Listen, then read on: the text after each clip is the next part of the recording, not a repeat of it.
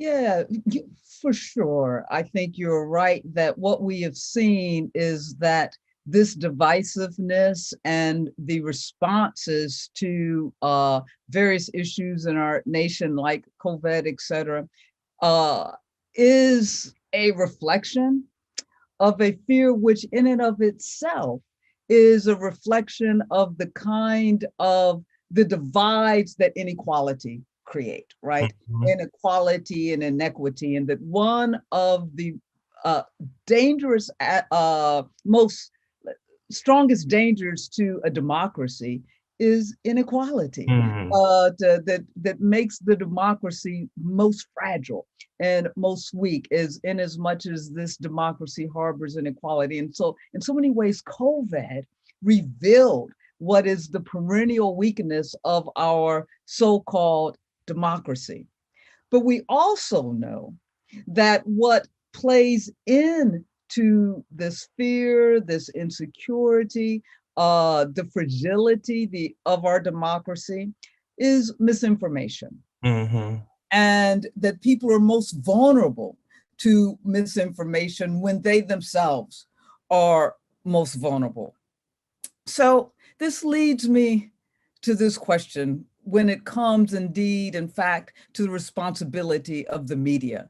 In many ways, the media has contributed to this perpetuation of false information, to this perpetuation of intentional or non-intentional distortions of reality. I think, for instance, in this current debate over critical race theory, we know that it has been distorted as being racist, promoting white guilt, etc. Mhm. What's the media's role, Darren, in challenging intentional and or unintentional misleading narratives, particularly when the media sort of tries to land at this place of just being objective in its reporting? But is there a role that it has to play that moves beyond this narrative of objectivity in challenging the distortions of truth and misleading narratives?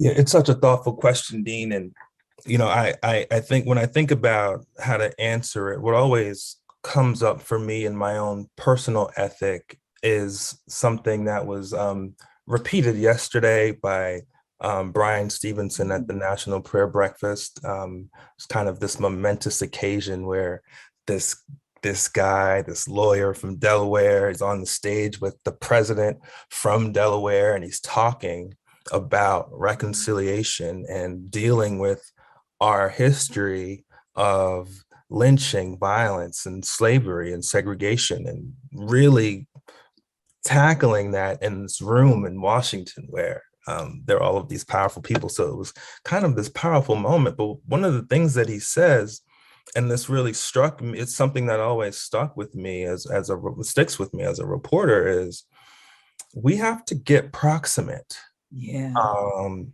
to suffering. Um, that's something that we have to do. You talk about the religion of Jesus Christ. You're talking about someone who, at the core of his ministry, was uh, an almost inexorable pull toward to suffering. And what happens when we don't get close to that suffering is we can't tell a true story. Right. We can't tell an accurate story. Um, if I had my druthers as a Washington bureau chief, for instance, and there's a lot of them in this town, or I'm in DC. I should say that. Don't let the map of Massachusetts fool you. But that's where I'm actually from. But I think that uh, we have to we have to be able to tell the truth about what we're seeing, and a lot of that is suffering. That's not an easy proposition. And I would, if I was a in charge, I would be telling people to get out into the country and see the food pantries and to see the level of the way that the lack of infrastructure is keeping people sick, is keeping our medical professionals in a perpetual state of stress, anxiety, and worry about this pandemic. As journalists, we have a responsibility to tell so much of the truth that it starts to transform society. I think the proximate nature of what we do has the power to to fight against misinformation now.